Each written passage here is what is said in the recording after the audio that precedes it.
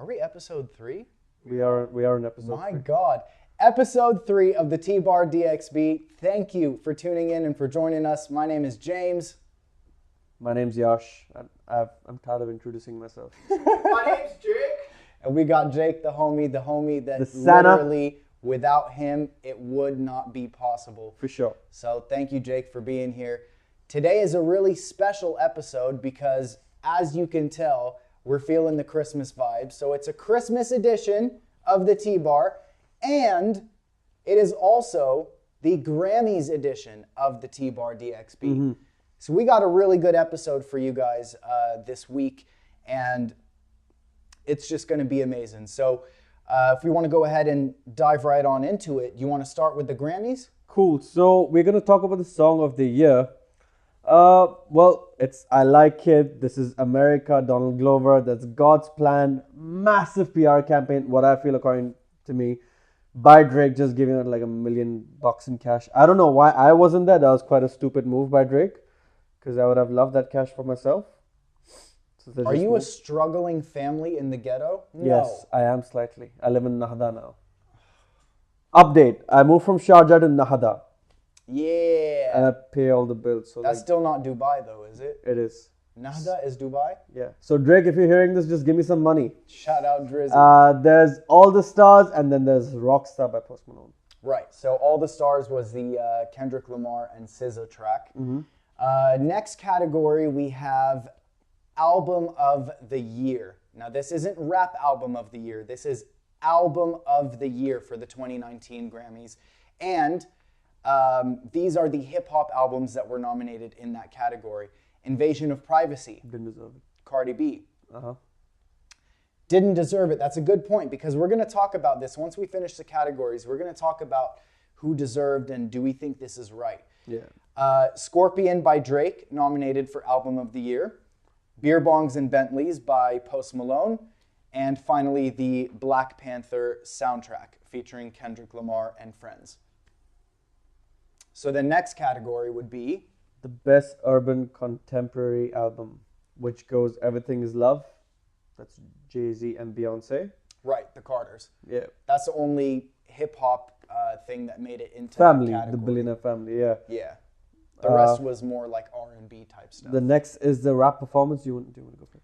Yeah, so it's really weird because they have rap performance and then rap sung performance. But I'll do rap performance. Be Careful by Cardi B.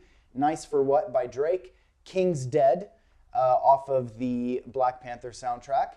Bubblin' by Anderson .Paak. And Sicko Mode, Travis Scott and Drake. The biggest hit this year, according to me, Sicko Mode.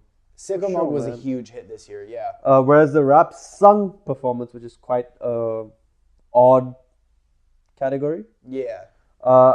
Pretty Little Fears by Black and my man right here, J. Cole. J. Cole. Well, I think that's the one that's gonna win. This is America, Donald Glover again, All the Stars and Rockstar. And Rockstar. Yeah. Rockstar has been nominated quite a bit, and Post Malone. He has had quite a few feats this year. I mean, it was quite a big album. Beer Bongs and Bentleys was a very big album. And just Rockstar on its own, man. It came out at the end of 2017, and it's still, like, till today, it's starting to die down, but still till today, you be in a club and Rockstar comes on, it's a smash. It's a fucking smash. That's because it just resonated with the youth. Yeah, yeah. It's I a be huge hit. poppin' na. Yeah. Man, it just feels like a rock. So Yeah. I gotta just beep out a lot. Well, and you know, the thing is like a song that makes you feel like a rock star obviously is going to make you feel like quite a hip, rock star, actually, and yeah. you're going to love it. Next category we have is Best Rap Song. So contenders in there go to God's Plan by Drake. King's Dead, again, off the Black Panther album. That's with Kendrick Lamar and a lot of other people. Lucky You, which was off of Kamikaze. It's Eminem with Joyner Lucas. And then, again, Sicko Mode, Travis Scott and Drake. And last category we have The rap album? Rap Album of the Year. Right. So, rap album of the year. Okay, so I'm not gonna get this up right now, but I'm just gonna say it was quite disappointing to me. But it's Invasion of Privacy. That's Cardi B again. Yep. Their Swimming was finally nominated after the death of Mac Miller. Yeah. There's Victory Lap, there's Daytona, and there's Astroworld. Astroworld is a massive hit. It's a big hit. It was a big album. It was a very big. It was a big album, and Travis Scott did a lot of promo for that album. Mm-hmm. Now, I'm gonna let you get to your beef with this, but I want to start by saying a couple things. Come on. The first thing is, this is the first year on the Grammys where I feel like they're starting to include more urban and hip-hop acts than ever before. Yes. Okay? That's the plus. The minus for me was seeing a couple of these categories. For example, Rap Album of the Year. I don't see why Cardi B's Invasion of Privacy is in there at all. The girl does not write her own rhymes. Okay? She literally has everybody writing for her, goes in the booth and writes what people hand to her. So how are you even going to nominate Rap Album of the Year to Cardi B? I mean, not to Cardi B, but to that album. Cardi B has had a massively successful year. For sure. In fact, I was shocked that she didn't pop up on another category, which was Best Newcomer Artist or whatever. She wasn't on that list. She deserves that. Grammy. Does she really deserve that? I mean, there are the likes of like Black. Who can you name in 2018 that had a bigger come up as a newcomer in music in general than Cardi B? Good one. She's nominated for 5 Grammys this year, man. 5 Grammys. It's crazy. But then that makes you think, is Grammys really a farce? Because like when Eminem was offered the Grammys, he was just chilling at home with his daughter. A lot of rappers do that, by the way. They decline. They don't. Because some rappers don't even submit their albums for Grammy nominations because they think it's stupid. And at the end of the day, the committee, there's a committee, the Grammys and the Oscars and the Emmys and all of them. It's a committee of people who look at everything that's come out this year and they pick what they think should be nominated. But the big point here is those people are not part of our culture. And by that I mean they're not part of the hip-hop culture. So you're trying to say they just saw like the biggest YouTube views. So and they what's look trending. Exactly. Commercial success, who's trending on social media, yada, yada, yada. So Invasion of Privacy being on Best Rap Album shocked me. Daytona definitely deserved it. Astroworld by Travis Scott. I feel like Travis Scott in general is a really like auto-tuned like, yeah, like again, don't feel it for Rap Album of the Year. It was a good album. It wasn't Rap Album of the Year? Yeah. It was a good album. Yeah. And then one last thing I'll say is for Album of the Year, you've got Scorpion, Beer Bongs and Bentleys, Black Panther.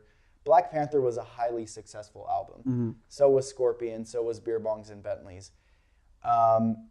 Invasion of Privacy by Cardi, Album of the Year, all genres.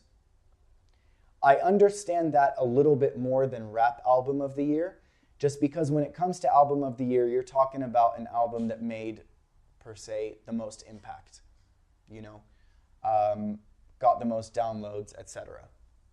So, what are your thoughts about all this? My thoughts, Cardi B is just making music, now don't get me wrong, for the young girls and boys who like to get it down in the club, you know what I'm saying? Yeah.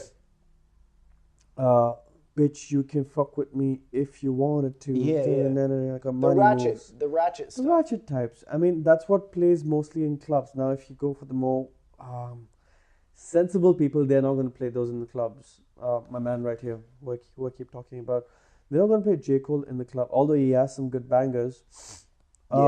Cardi B's main selling point is that because she is ratchet and her moves are like fast, that's why they're just playing in clubs. She gets popular because of those. She's twerking in her videos, and kids want to copy her. Kids want to be her. Unfortunately, she has 100 songwriters under her umbrella, just writing for her. Yeah. Whereas some of these talented people right behind us, they wrote this song themselves, and they're legends. I mean, I'm sure J. Cole writes his own raps. He does. Wayne doesn't even write.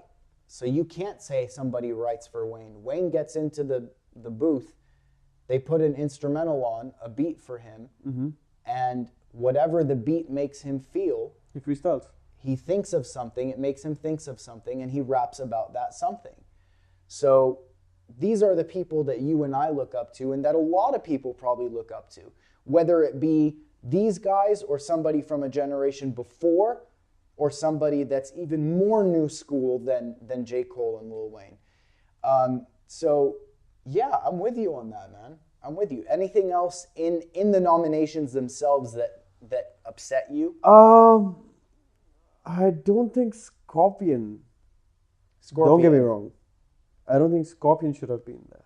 For Album of the Year. Yes. So now I think... Because it's not under Rap Album of the Year. Yeah.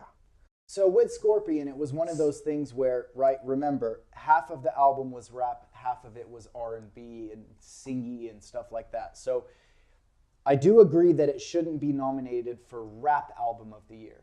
But Album of the Year, you're talking about Drake. You're talking about the most streamed artist on Spotify, 7 Apple billion. Music. That's not small, man. Man. Spotify is 7 billion. Drake. Billion. That's the number of people on this earth. Like a couple of billion done. I mean, 7 billion streams. That's a lot, man. That's a lot. And that's just a testament to how hip-hop in general is influential.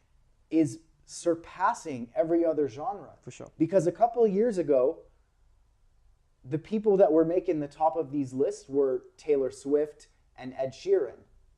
And you remember those years. For sure. For sure. Those were the most streamed artists. And I still remember when Drake and Ed Sheeran were kind of neck and neck and really close. But now Drake is just up here. So for me to see him being nominated for Album of the Year, I'm not saying he's going to win it, but I don't think it's unfair. Okay. Fair. I mean, that's your point of view. That's your opinion. That's completely fine. What else? Album of the Invasion of Privacy. Beer bongs and Bentleys. Deserved. Not well deserved. In my opinion. But let's talk about the last one, Black Panther. The biggest hit. Yeah. Pre-Aquaman, I would say, and one of the best soundtracks, which was that song, "Pray for Me." Pray for Me. Very good song. Pray for Me, King's Dead, all of them. That's like a proper gym banger sort of song, man. I mean, Kendrick Lamar has surpassed himself in this album. And he'll continue to. And he will continue just to. wait. Kendrick's got an album coming out 2019 for sure, and that's going to be phenomenal. That's the big three. Yeah. Kendrick, J. Cole, and Drake. The big three. Yeah. Are you with me in the prediction that Black Panther will win Album of the Year? For sure. Because I think it will. For sure. I think it will. 100%. All right, now real quick, before we move on from the Grammys, we want to talk about a couple artists that have been snubbed. All right, if you don't know what snubbed means, it means artists that have been left out of the nominations and being nominated for a Grammy. Which should totally be nominated. God damn it. One of them I know had you very upset, and it even had me upset because, like I said in the last episode, I really thought KOD, J. Cole's album from this year, was going to get Album of the Year. To see that J. Cole did not get nominated for one Grammy other than his feature on Pretty Little Fears by Black. To see that KOD didn't get nominated for Rap Album or Album of the Year. When all the songs are written by him. Written by him. They're all exceptional. I'm shocked. I want to know how you feel as a diehard J. Cole fan. Now, there were a couple of songs on there which I felt would have totally been a part of this list, honestly. One of them being Coyote itself. This is what you call a flip. 10 keys from a quarter brick. Yeah. Bentley from his mama's whip. That's just lyrical genius, man. Yeah. I mean, they had what, 12 songs, if I'm right? 12 songs. J. Cole had come out with a brilliant marketing campaign for this. KOD, Kids on Drugs, King Overdose, and Kill Our Demons. He had released the video for this. He had released a couple of things for this, just amplifying how important the album is to the youth. The album is 12 songs. 12 songs, Is there that you what go. you said? Yeah, 12 songs. Yeah, okay. 12 or 16, I said 12. Anyway, there were so many songs which were just addressing important points. It was talking about drug abuse. It just talked about a lot of things, how we're just chasing money. And which J. Cole has said in a couple of interviews, like, he's successful. But then he consulted Jay-Z and he told Jay-Z, like, he's not happy. He has all the money in the world, but he's just not happy. Jay-Z is like, it's your ego. Yeah. It's your ego that's not satisfied.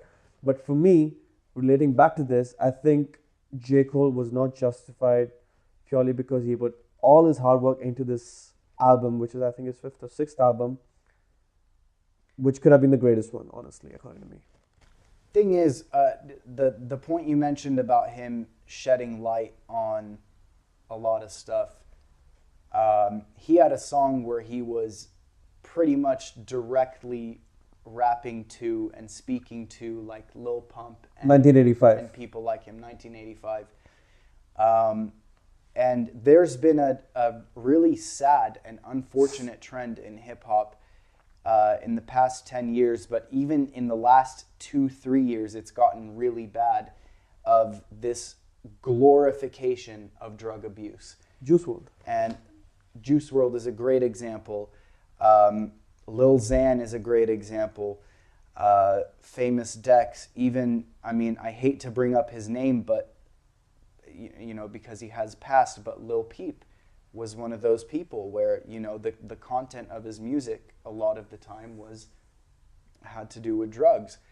And but even looking to people that are a little bit more high profile, Future and Young Thug, they're richer, more successful than the Juice WRLDs and those. And Snoop Dogg. Yeah. And so I think for J. Cole to come out and kind of call people out on that stuff, and you know, that album was a moment in hip hop history that I think really deserved a Grammy. But the fact that there's not even a nomination is just like it's like a fucking knife to the heart to me. And so I don't know how you must be feeling. A nomination would have been good, but then again, all the visionaries of rap and hip hop are not recognized. Tupac, Eminem, J. Cole, never recognized. Yeah. I don't know how far they're going to be recognized down the line, but then again, let's say a Juice WRLD comes down to Dubai, you might just go for the concert, but when a J. Cole comes down to Dubai, you will go for the concert. Yeah. Yeah. It's that sort of that sort of a commanding power. He just speaks to the youth. He speaks clearly. Yeah. It's like you can party all you want, but then at the end of the day, you just need some chill tunes just to put your life back on track, to just speak out to you. And that's what J. Cole does to me. He speaks out to me. And I mean, I just listen to him on my down days, and he's really good with what he does. Yeah. It's quite a disappointment. But then again, there's also Migos. There's Nicki Minaj, which is not exactly speaks out to you, but it was good. Now the Migos thing is because their CEO, the guy who last week you were saying gave Lil Baby the Rolls Royce, so their CEO, his name is P. You mean the Cullinan? Yeah. The $1.9 million Cullinan. Yes, that car. P put up an Instagram story and said, the Migos got snubbed this year. Now, Culture 2 was the album they put out this year. Yes. And then Quavo and Takeoff each put out solo albums. And we're still waiting on a solo one from Offset. Offset, yeah. Do I think that any of those albums deserve a Grammy? No. However, the Migos are everywhere. Everywhere. Rap performance or rap sung performance. They just went on Drake's Scorpion tour, which was called Aubrey and the Three Amigos. You know, there's That's something... quite a big thing. Yeah, there's Very something big. that I think the Migos could have been nominated for. And then for me, on a personal level, is Nicki Minaj. Whether you like her album Queen or not, for me to see Cardi B nominated 5 times, okay, we're talking about female rappers, even though I don't like grouping them by gender, but for argument's sake, someone who doesn't write their own material versus someone who has never had somebody else put pen to their paper, you know? However you feel about the album Queen, Nicki also is not just her albums that she puts out every couple years. Nicki actually, in my opinion, is better when she's featured on other people's songs. She slays everybody on the song when she's on a feature. And so everything from like Fifi with 6ix9ine to the remix of ASAP Ferg, what was it? The Alhamdulillah. What was it called? I can't remember, but Plain Jane. No. Yeah, but the song was called Plain Jane. Plain Jane. Plain Jane Yeah, remix. yeah. Like, Nicki really did her thing this year with remixes, and to see, you know, not a single nomination for her kind of sucks. But those are the snubs. The 3 main snubs we're mentioning this year: J. Cole, Nicki Minaj, and the Migos. So, yeah, man. Let's move on from these. Yeah, let's Can't move really on help before it. we get too sad. Something a little funny happened this week. We told you last week about how Cardi B had announced that she is going to divorce Offset. And a lot has happened since then. So, Well, Offset has apologized on Instagram, on Twitter. Offset has even gone on stage and apologized to Cardi in the middle of a concert. Like, that's ridiculous. it's huge. It's huge. But then again, you can't help but think, correct me if I'm wrong, you can't help but think that this could just be to stay in the spotlight because it's as we discussed Publicity last stunt. week. Yeah, Yeah. as a publicity stunt. And then you saw that ridiculous ass video just before we started this episode. Yeah.